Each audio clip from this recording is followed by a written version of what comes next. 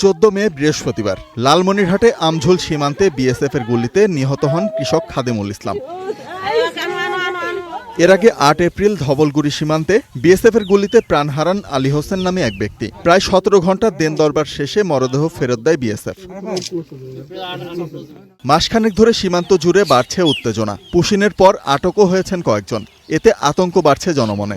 আমরা সীমান্তে যাইতে পারি না, বা সীমান্তের সাথে প্লেয়ারের সাথে আমাদের জমি, আমাদের যাইতে ভয় করে। ওরা দেখার সাথে ওরা চাপিয়ে আসিয়া বন্ধুত্বভাবে খাতির করিয়ে ফায়ার করে ফেলে দেয়। তো যার জন্য আমরা কিন্তু ধানও এখনো আছে, ভুট্টা আছে, আমরা কেউ কিন্তু যাচ্ছি না। এক ছেলে মাছ মারি গেছে, তাদের ডাইরেক্ট ফায়ার করছে, এটা একটা আমার ভয় না। Presenting Walton Crystal Series. Switch to premium. Switch to Crystal.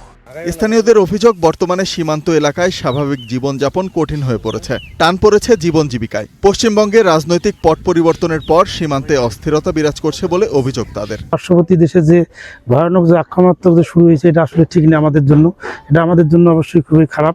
আমরা আশা করব যাতে এটা আমাদের উদ্বোধন কর্তৃপক্ষ এটাকে যাতে সুন্দরভাবে একটা সুষ্ঠু সমাধান করে, আমরা এইটুকু আশাবাদ ব্যক্ত করি। বিজিবির দাবি, যে কোনো ধরনের অপতৎপরতা ঠেকাতে তারা তৎপর। তো আমরা আবারও বলেছি যে প্রয়োজন হলে যে আপনাদের সামনে আমাদের সাথে কল দিবেন, আমাদের পেট্রোল টিমের সাথে, আমাদের পেট্রোল টিম সাথে সাথে চলে যাবে। বাট কোনো অবস্থাতেই যাতে বর্ডার কিলিং এর মতো যাতে অনাকাঙ্ক্ষিত একটি ঘটনা না ঘটে। লালমনিরহাটের সঙ্গে পশ্চিমবঙ্গের 281.6 কিলোমিটার আন্তর্জাতিক সীমান্ত রয়েছে। Desk report, star news.